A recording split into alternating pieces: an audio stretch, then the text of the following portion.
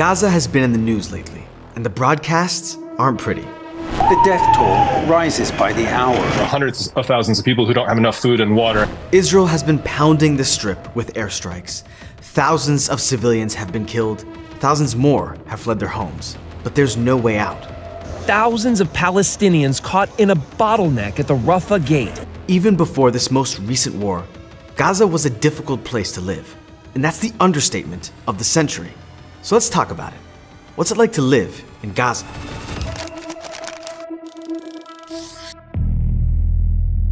Look, I'm not Palestinian and I don't live in Gaza. But today, you'll hear from people who do. And their perspective isn't what you might expect. To understand it though, we have to give a very quick crash course on the Gaza Strip. The Israeli War of Independence. Israel fights off 5 Arab armies and comes out, well, still existing, which was a pretty significant victory. This is Israel after the war ends. Jordan conquered the West Bank and East Jerusalem, and the Gaza Strip went to Egypt. Then came the war that changed everything.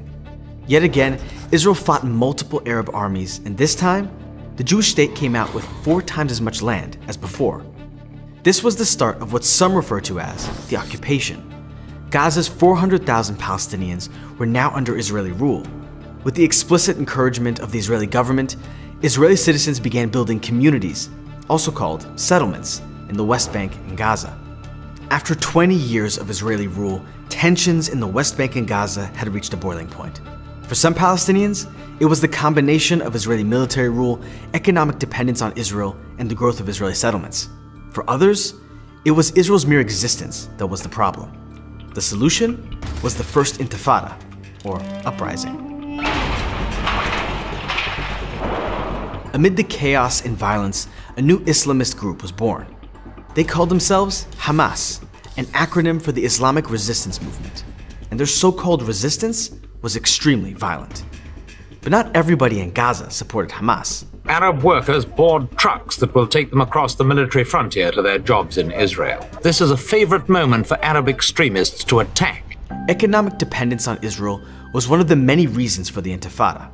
But today, many Palestinians look back at the 80s with something like nostalgia. كانت أفضل فترة كنا في حياتنا لما كنا نشتغل في العمل في إسرائيل وكنا نسرح في قبل 25 سنة أو 30 سنة كان الوضع جاي مبسوطين نطلع وين نطلع إسرائيل نطلع مصر نطلع الأردن نسافر الطريق مفتوحة كانت وعايشين اللي وفيه فلوس. اليوم ما فيش فلوس.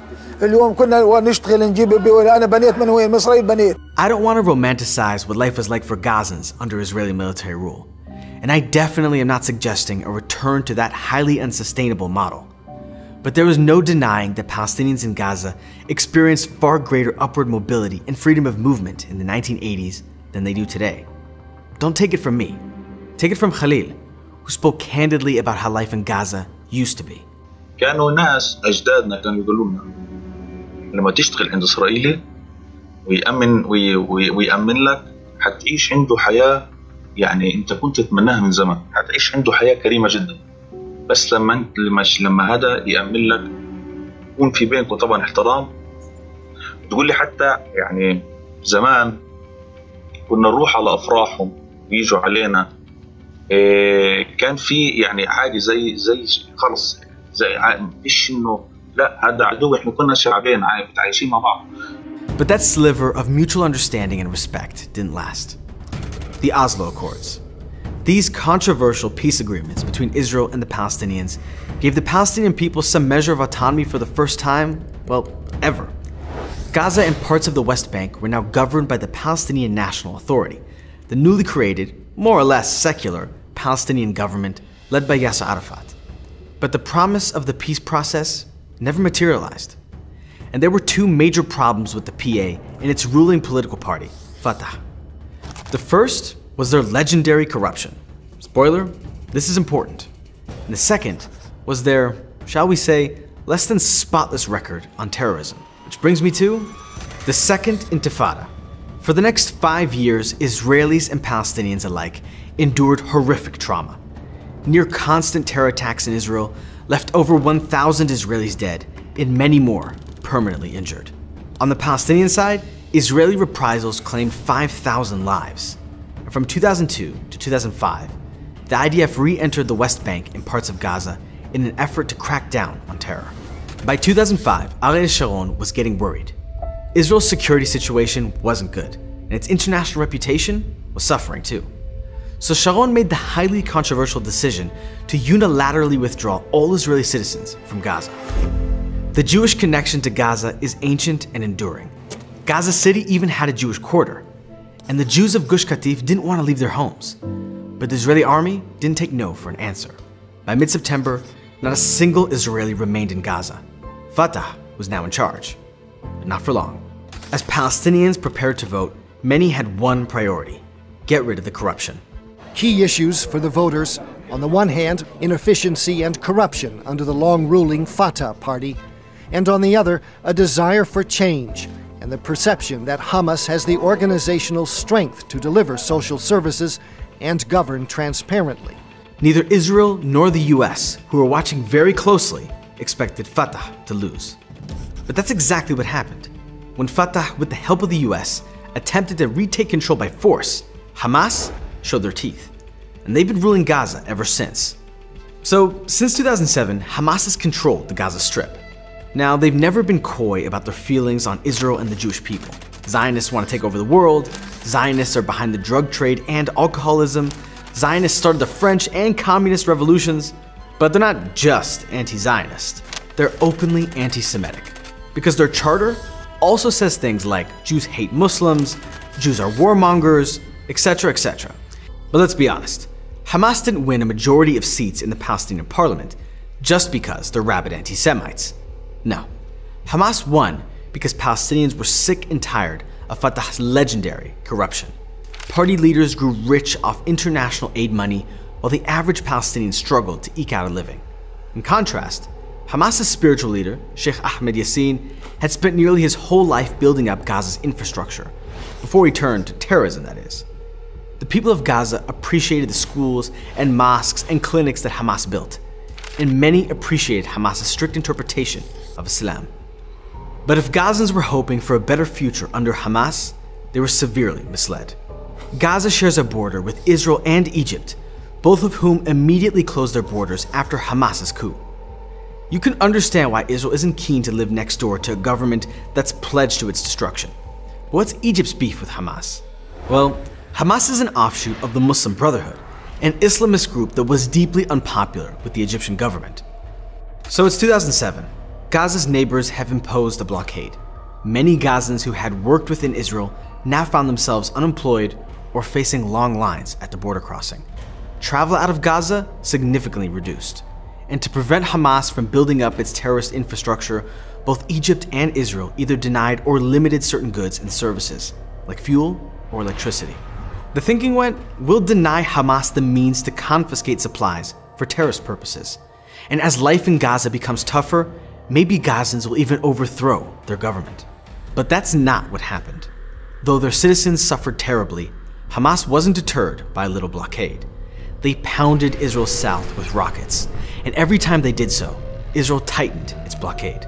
But if Israel and Egypt were inspecting everything that entered Gaza, how was it possible for Hamas to import weapons and fuel? It's a good question with a lot of answers. The first is that in 2008, Hamas blew up parts of the fence that separates it from Egypt.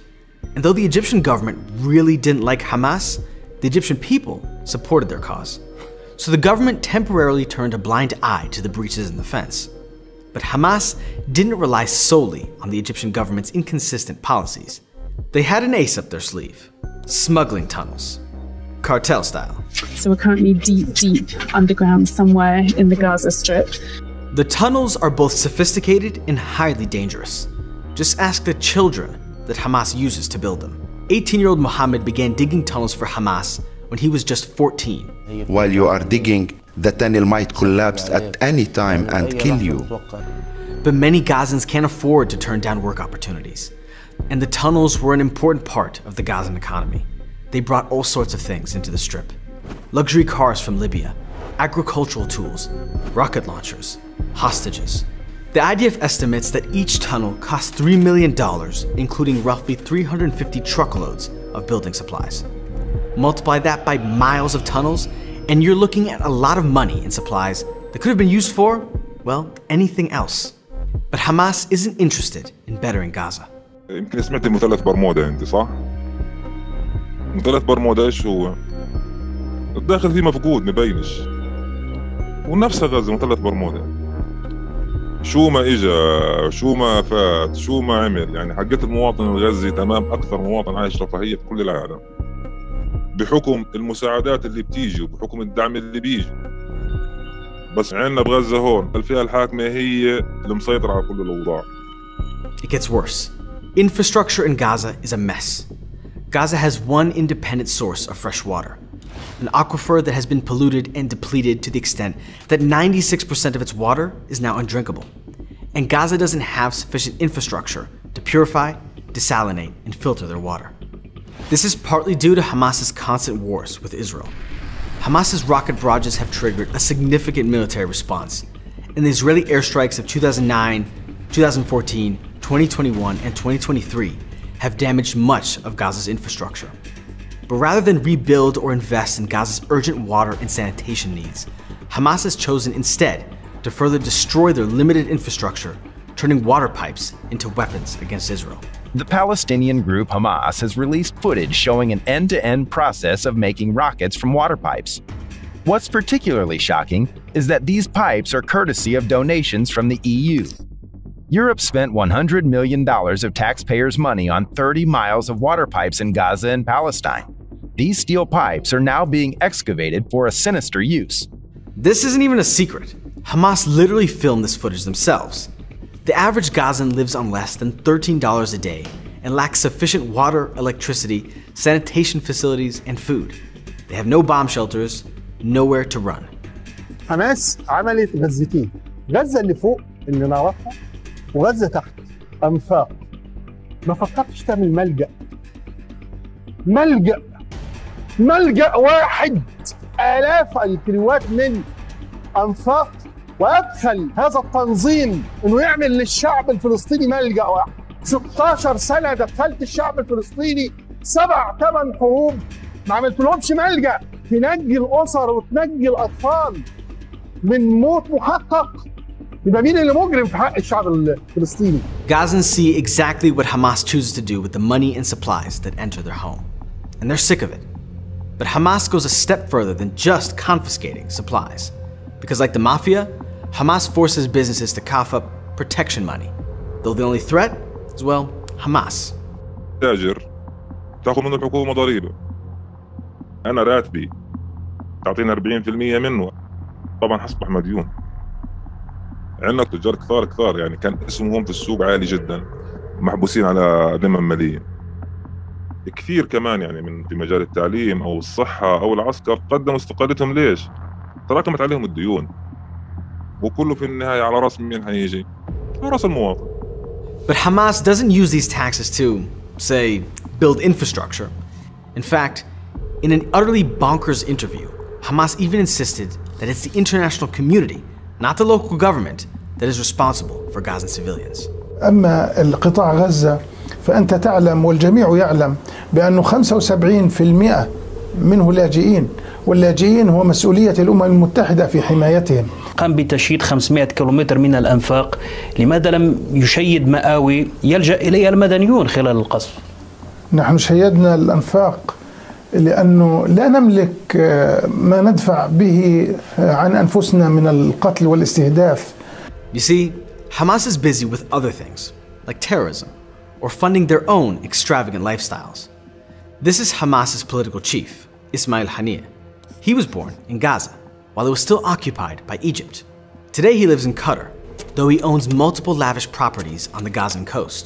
And he's done very well for himself. But his fortune looks like a pittance compared to his predecessors. Khalid Mashal's net worth is estimated to be between $2 and $5 billion. So no, it's not surprising that ordinary people in Gaza are sick of being exploited. But here's what's surprising. The Hamas terrorists who poured into southern Israel on October 7th had plenty of practice killing civilians, because they've done it to their own. We knew they were corrupt. We knew they cracked down on protests. We knew that roughly 15% of rockets fired at Israel actually fall short, killing innocent civilians within Gaza. But what many didn't know is how bad things were for the average Gazan.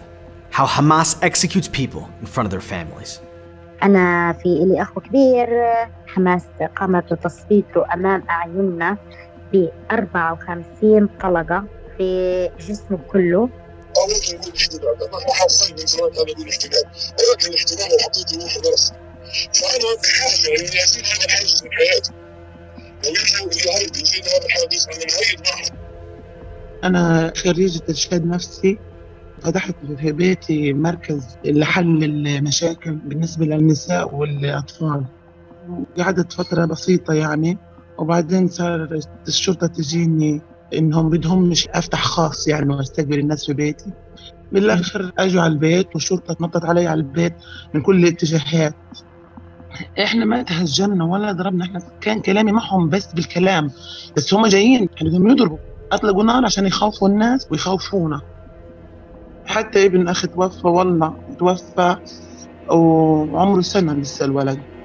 Why weren't there mass protests when Hamas police killed a 1-year-old? Why didn't this family speak out? Because Hamas, like other corrupt autocracies, has very little tolerance for free speech or criticism.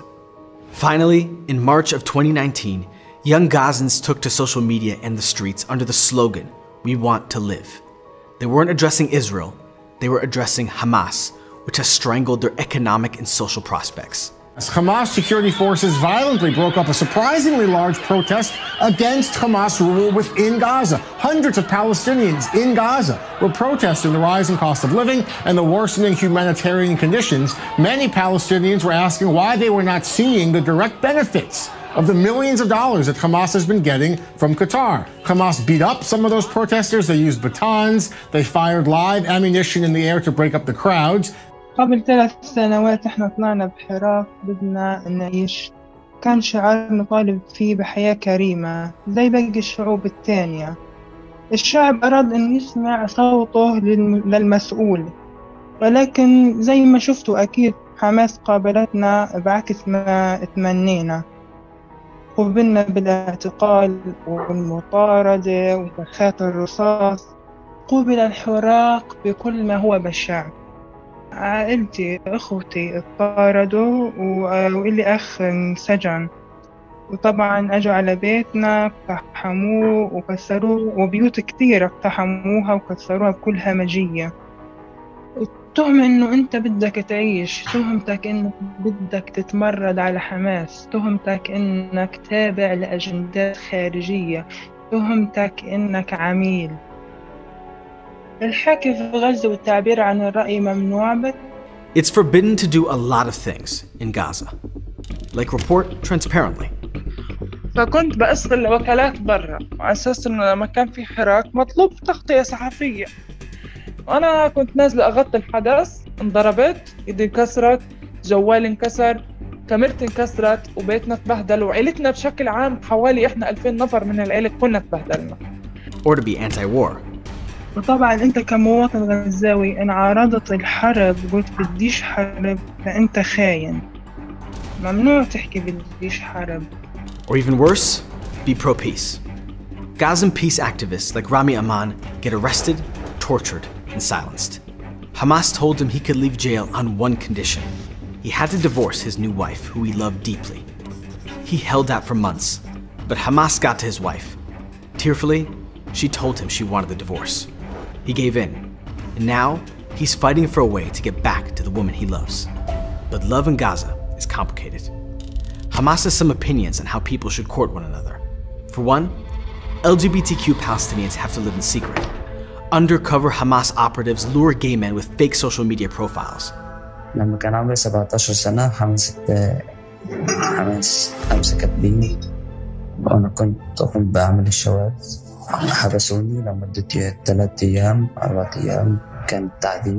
حطوني في غرفة مترين، ما أقدر أنام ولا حمام فيها، ما في أكل، كانوا يعذبونا أكتر أنواع التعذيب. But though sex between men is criminalized, LGBTQ women have an even tougher time meeting one another. Because the Islamist regime has very strict rules for women, like what they wear, or where they go, or who they answer to. It's very, very difficult to live freely as a woman in Gaza. Under Hamas law, schools are segregated by gender, and girls over 9 aren't even allowed to have male teachers. Women aren't allowed on the bikes and scooters that people in the densely packed enclave used to get around. Polygamy is strongly encouraged. Armed Hamas operatives violently enforce dress codes, even demanding that business owners dress their mannequins modestly. It is a bit difficult for merchants who sell, say, underwear, but Gazans are tired of paying the price for Hamas's decisions. حماس تتحمل المسؤولية في كل الحروب. احنا اللي بنتحمل الغلطة. انت رحت عملت عملية وأثارت أصل، ولكن هل انت حاسب ايش هتعمل إسرائيل بعدها؟ فانت متوقع ان إسرائيل تقول لك معلش بعضك خلاص اوكي يعني هات الأسرى وخد هنعمل صفقة أسرى على طول. وضع حاليا موت، مسح، الناس بتموت، الناس تتشرد، أنا بيتي راح. بس مش هم اللي بيتحملوا، احنا اللي بنتحمل. احنا بيوتنا اللي راحت، مستقبلنا اللي راح، كله راح. هي قطع القيادات بتوع حماس السياسيين اللي في قطر واللي في تركيا عايشين متنعمين بالقصر بالقصور والفلل والمشاريع والاستثمارات بره بالمليارات الدولارات. يمكن تضحك علي لو الإسرائيليين موجودين عندنا أحسن من حماس بكتير وبمليون مرة، بس إنه هم احتلال، بس ما كانوا يتدخلوا فينا في شؤوننا الداخلية. حماس في كل إشي بتتدخل. لازم غزة تتحرر برضو من اللي عندنا، تتحرر مش من الاحتلال، إحنا تحررنا من الاحتلال. بدي غزة تتحرر من الحكومة تاعت حماس. That is how much the people of Gaza hate their government. Because it's not just women and young people who are terribly repressed in Gaza. The enclave's tiny Christian minority has found itself in Hamas's crosshairs, too. Hamas's charter emphasizes they have no beef with Christianity, as long as Christians don't fight them. And the terrorist group has made efforts to approach Gaza's Christian minority. But in practice, Gazan Christians are disappearing. According to one Christian in Gaza, when he got to university, the first thing people ask you, teachers, students, is, are you Christian? But invasive questions are one thing. Violence is another. And violence has haunted Gaza's only Christian bookstore. Arson, pipe bombs, threats, beatings. Somehow, Hamas authorities were never able to catch the perpetrators, not even after they kidnapped, tortured, and murdered the bookstore's beloved proprietor, Rami Ayad. In 2007, Gaza was home to roughly 3,500 Christians. Since then, more than 2/3 have fled. But today, getting out of Gaza isn't really an option. In the wake of the October 7th massacre, Israel has been pounding the Gaza Strip with airstrikes, trying to root out Hamas. Though the army begged Gazan civilians to flee south, those who tried to flee found themselves turned right back around by Hamas, who forbade them to leave. في أحد الأصدقاء اللي تواصل معي يعني قبل 3 أيام حكى لي بالحرف الواحد إحنا أجانا تهديد، خفنا على حياتنا، خفنا على حياة أطفالنا، اضطرينا إنه نطلع لأنه هذا الأمر في حياة ما في مزح. وصلنا لمنطقة معينة، هاي المنطقة كان فيها أحد عناصر حماس بالزي المدني، أوقفوا سياراتنا، أخذوا المفاتيح السيارات، أخذوا بطاقات الهوية تبعتنا، أمرونا بالرجوع بشكل مباشر إلى أماكن سكننا مرة أخرى. فأنت يعني كأنك يعني بتزج بهذا المواطن إلى الموت. There is a lot of death in Gaza, too much of it. The Israeli government has promised that the war will continue until Hamas surrenders or is destroyed. And then what? What happens the day after the war if Hamas is finally toppled? Some young Palestinians have ideas. They want a government that protects freedom of or from religion. أن يبطل الدين هو معيار الحكم الأساسي اللي بيحكم فيه على كل تفاصيل الحياة. اللي بده يصلي يصلي، اللي ما بده يصلي ما يصلي، اللي بتشرح الحجاب تشرح، واللي ما بدها هي حرة. عنا إحنا في غزة كل 500 متر في مسجد. هاي المساجد يتم تحويلها لمؤسسات تفيدنا، لأنه مساجد بمساحات كبيرة وما حدا بيصلي. They want to build up Gaza into the jewel of the Middle East.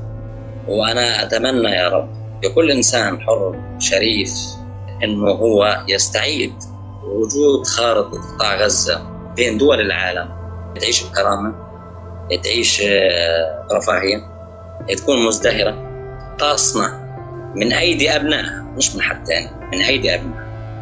They want to live in peace with their neighbors. بدنا غزة تشبه تل أبيب، تشبه شبه القاهرة. بدي ما يكون في حروب، ما يكون في صواريخ. أنا والشعب الإسرائيلي شعب واحد.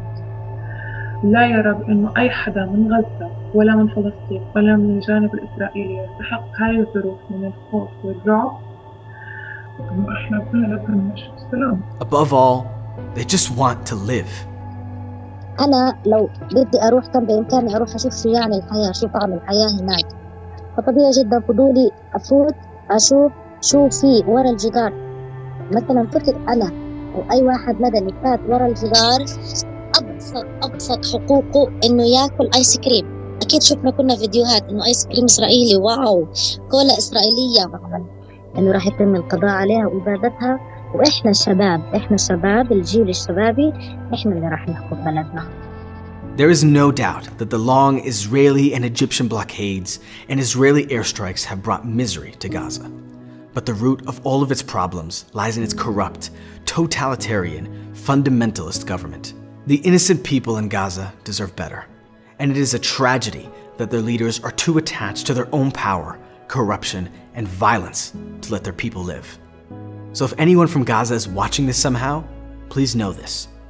I'm sitting here in Israel with an Israeli crew. We don't want a war with you.